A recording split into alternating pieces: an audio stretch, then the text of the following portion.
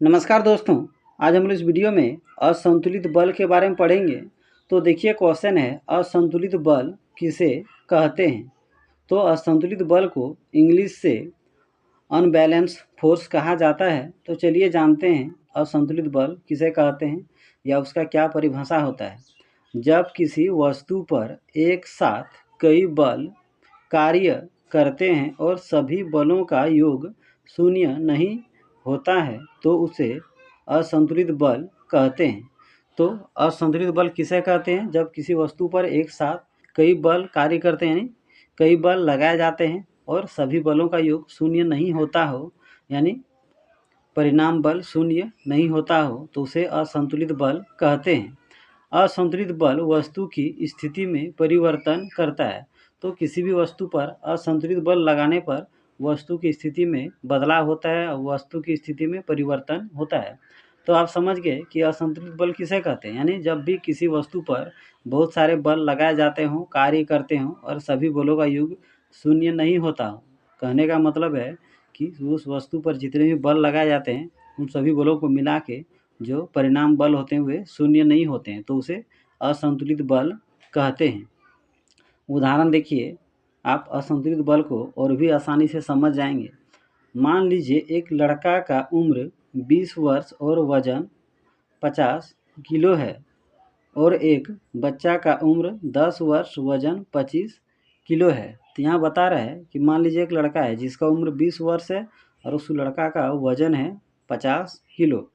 वहीं पे और एक बच्चा है, उसका उम्र 10 साल है और उसका वजन है 25 किलो।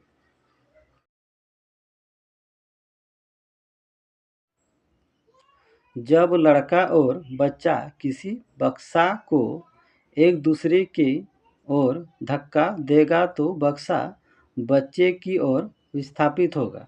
तो यहाँ बता रहा है कि एक साइड से, मान लीजिए ये बक्सा है, एक साइड से वो लड़का धक्का देगा और एक साइड से वो बच्चा धक्का देगा। तो लड़का का उम्र 20 वर्ष है और इस लड़का का वजन मान लीजिए 50 किलो है और ये इस बच्चा का उम्र 10 साल है, इसका वजन 25 किलो। तो इधर से ये बच्चा बक्सा को इधर धक्का देगा और ये लड़का इस बक्सा को इधर धक्का देगा। तो ये लड़का जो है बॉक्स को धकेल कर इधर कर देगा, यानी जब ये लड़का बॉक्स को धक्का देगा तो बॉक्स किधर जाएगा?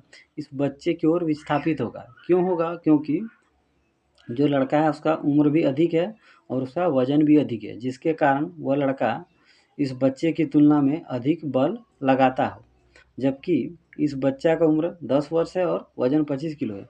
तो ये जो बच्चा है इस लड़का की तुलना में इधर से जो धक्का देगा तो कम बल लगाएगा, जिसका नतीजा यह होगा ये बक्सा धीरे धीरे इस बच्चे की ओर विस्थापित होता जाएगा। तो इस फिगर में आप देखिए असंतुलित बल काम कर रहा है। असंतुलित बल का मतलब क्या? एक साइड से अधिक बल लग रहा है और एक साइड से कम बल लग रहा है। तो ऐसे ही बल को असंतुलित बल कहते हैं। अब तराजू देखे हैं, तराजू में हम लोग क्या करते हैं? मान लीजिए एक साइड 10 किलो का सामान चढ़ाएं, एक साइड 40 किलो का सामान चढ़ाएं, तो वो क्या हो गया?